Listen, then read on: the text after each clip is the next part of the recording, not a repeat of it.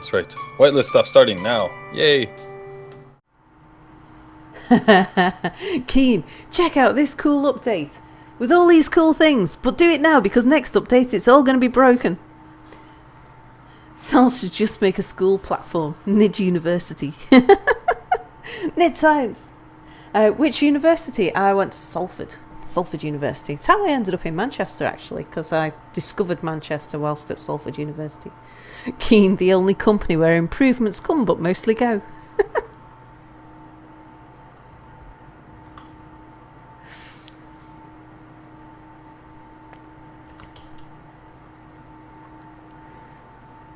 Right, let's get so. Well, of course, my suit energy's low. I was stood looking at a cargo container for half an hour while we were talking about maths. Right, let's just charge a little. Thought it might have been Manchester. Get in fast, aliens behind you. Oh, we're chill in Ormskirk. I worked for a short spell at it was while I was at college actually, and I was just making some cash. The big valve company in Ormskirk, HNH, something like that, NHH.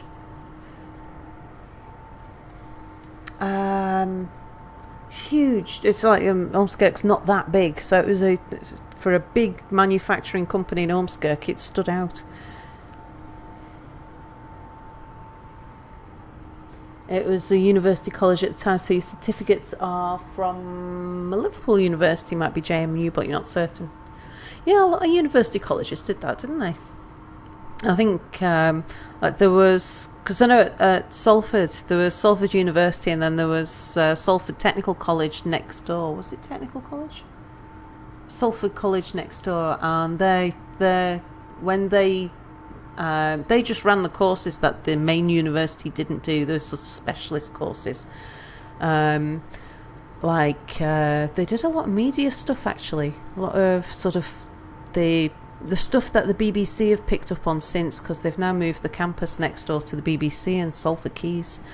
And and so the college did it rather than the university, but then the certificates actually came from the university because they were affiliated. Yeah, it seemed like odd arrangement, but it seemed to work for everybody. How's my inventory? I've got stuff in my inventory. What's in my inventory? Media City, yeah. I lived down in Media City for a while. It was quite funny actually, because the apartment that I was living in down at Media City was always appearing in the background of the news. And not the weather. It was one of the chat shows, one of morning breakfast TV or one of those.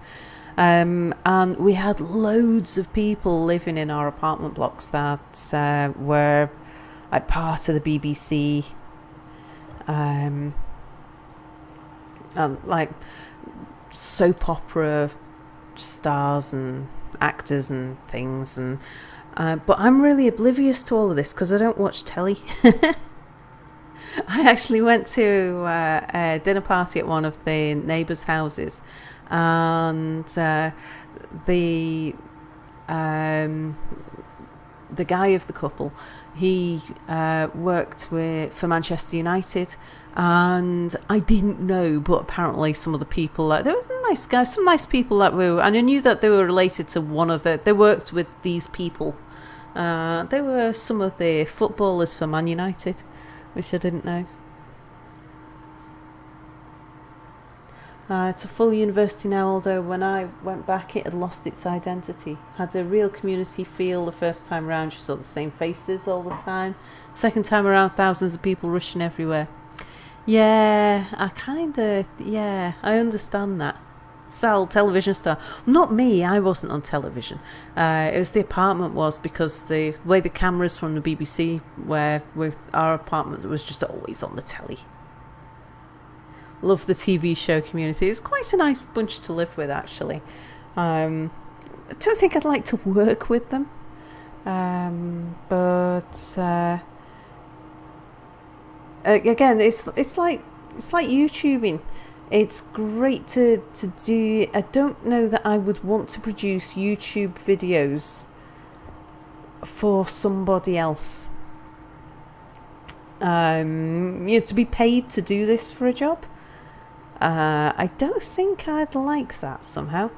And I was supposed to be emptying my inventory because I want to go destroy a block.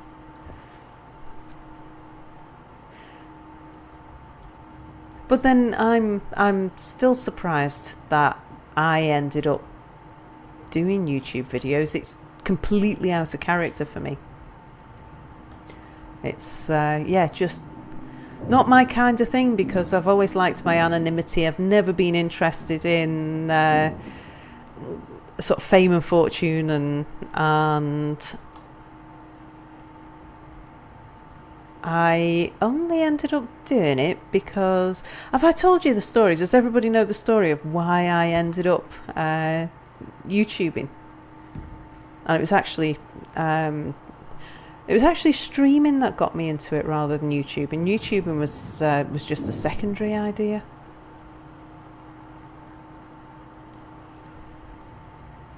You were on TV, WDR. Loved to experience that once, but it just couldn't work there. Yeah.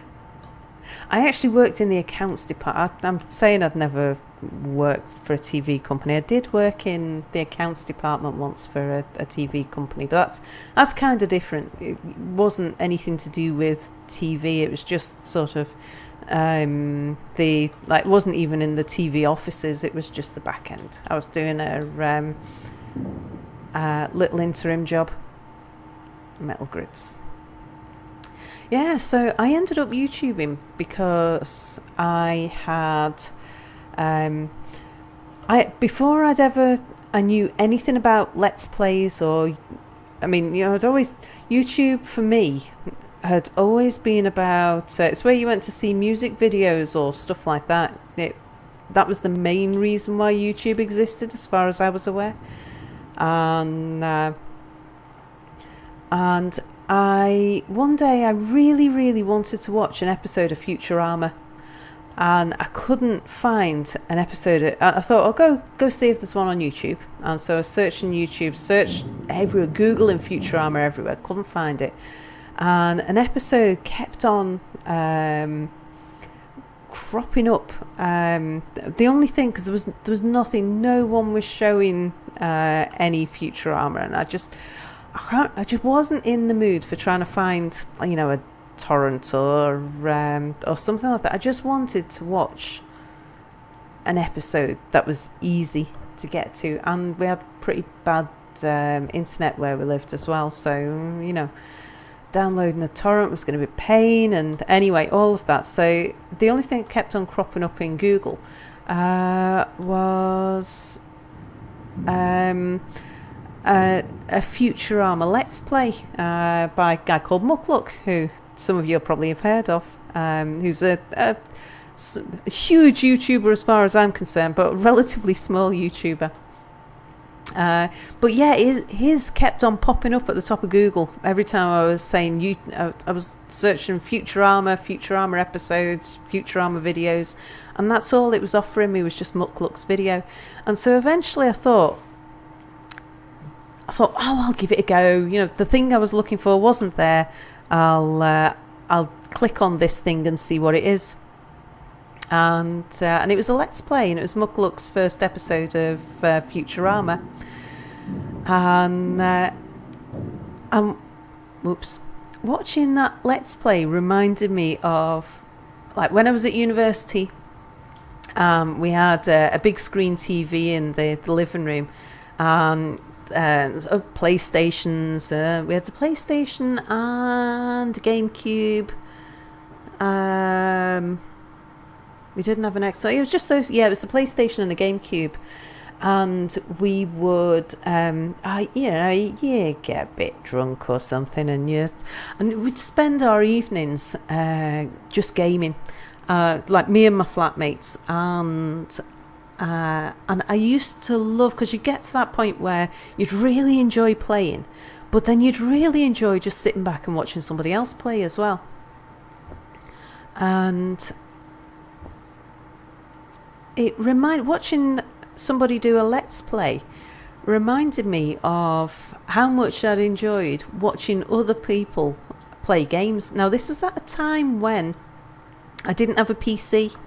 My PC had burnt itself out because I've after sort of leaving university and setting up, my own home and all that sort of thing. My consoles had eventually burnt out. I'd been a PC gamer for a number of years after my consoles had burnt out, and my PC had burnt out and I hadn't replaced it, and so I was gameless, and I'd been feeling it, and I think it was 2008 when was it 2008? No, it was sometime just after 2008 when my gaming PC had burnt out. And so it was something like 2010 maybe when I discovered Mukluk. Maybe it was a couple of years later than all of this. But anyway, some years ago. And I was missing gaming. And I was missing, quite like Sal's story time, yeah.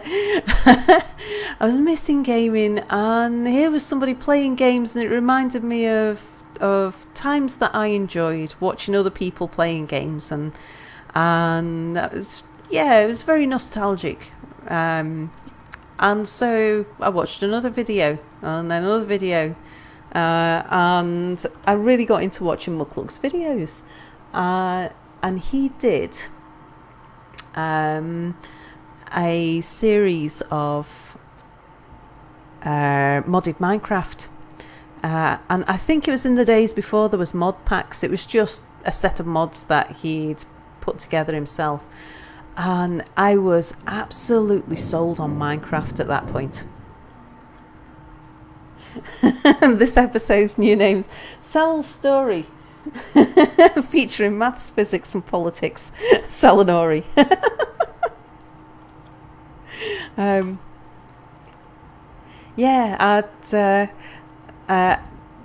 was absolutely sold on Minecraft. I'd never heard of Minecraft until I saw Mukluk playing, and then so I was watching him playing Minecraft, and then he joined the JSano fan server and met Merry Gamer, and I was watching them two playing. I started following Merry and watching his videos. Merry was the second, so Mukluk was the first person I'd ever subscribed to.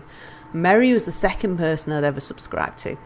And I couldn't get enough Minecraft, so then I started following, and they both talked about Etho and Etho's ability with redstone. So I started, so I found out who this Etho guy was and went and followed him. And again, totally fixated on Etho's videos, and watched all of his Minecraft videos.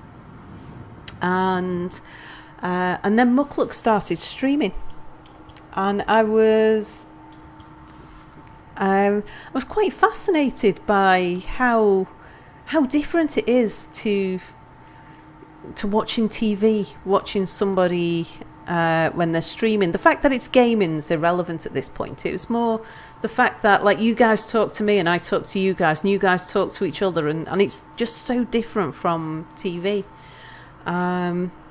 You remember Etho's Lab, yeah. And I was watching an Etho video last night. It was one of his Don't Starve videos. He's doing a Don't Starve thing series at the moment. And I was fascinated by the community that sort of builds up, because Mukluk's quite large and he's got a really solid community.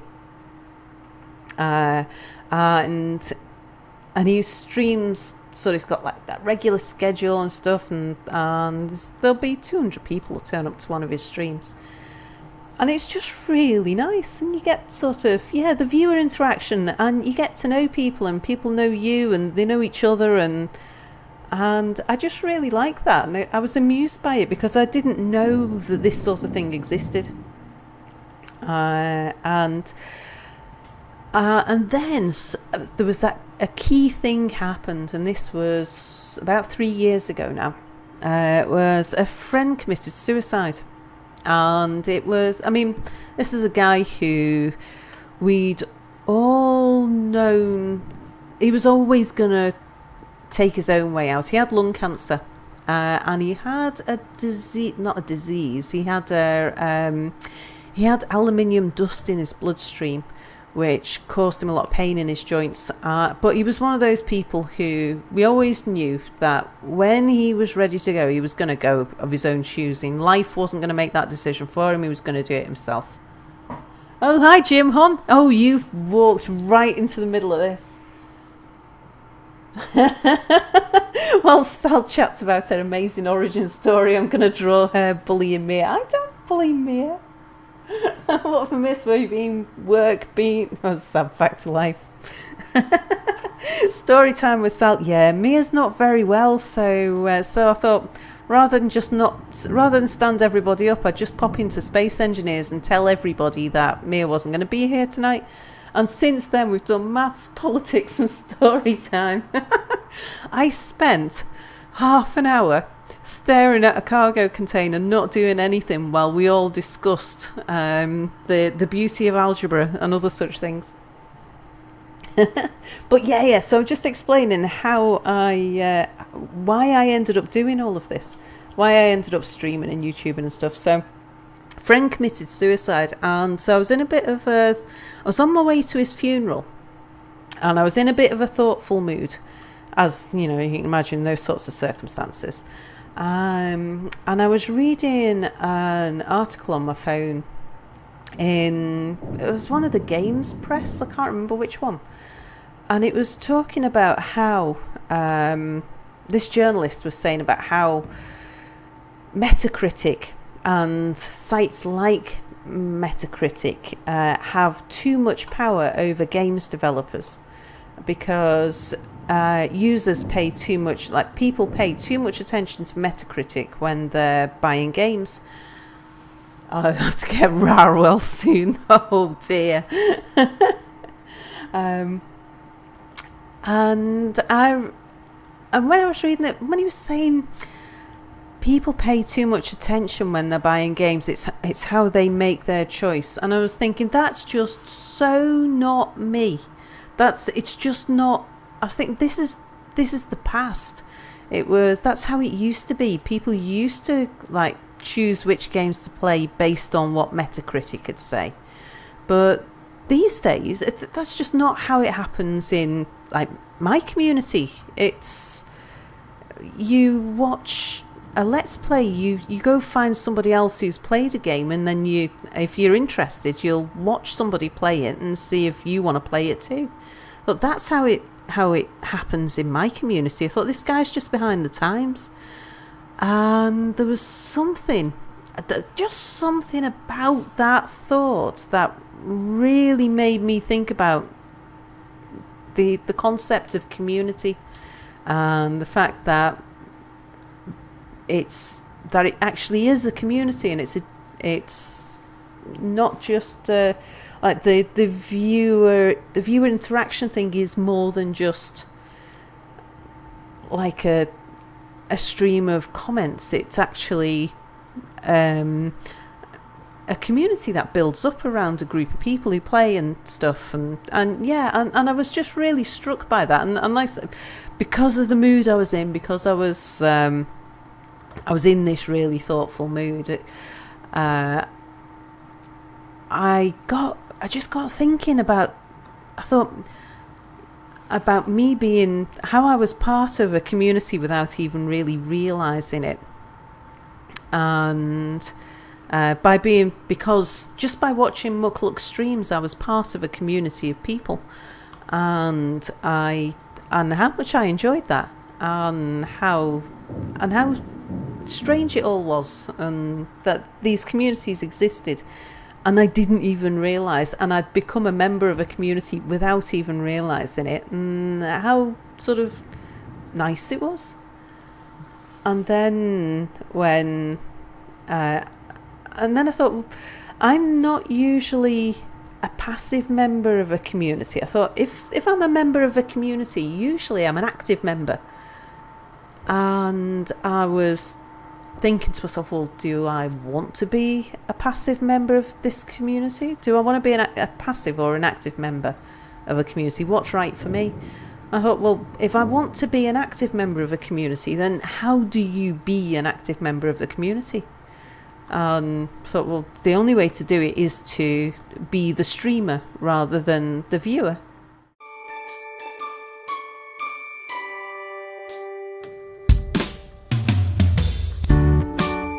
There were 4 of them, all houses, together in Nidd Lane. Together lived Boris and Anubiz. Anubiz was always sorry about something. Next door came Minty and Nordic, and Minty really annoyed Nordic by calling him a beast all the time. And the next house was noisy, 'cause Apple and Melon always had domestics. But it was the 4th house that the police were interested in, because Power Suit Sal kept Mir in the closet. They all lived together in Nidd Lane, a colourful place to be. They all lived together in Nidd Lane, although together is a little bit subjective. At Boris's and Anubiz's, there was a man who could be sometimes mistaken for a hobo smelling of alcohol trying to climb the walls. But it's okay, 'cause it was Anubiz's Canadian cousin, drunk Spider-Man, and a little Santa's helper could be seen going house to house. It appeared when someone got tired of almond, they'd just hand them on to the next surrogate parents. They all lived together in Nidd Lane, a colourful place to be. They all lived together in Nidd Lane, although together is a little bit subjective. It seems they pissed off the neighbours, something to do with the PLP-50 dragon children, but that's just Boris. No one questions him, 'cause that's what happens in Nidd Lane.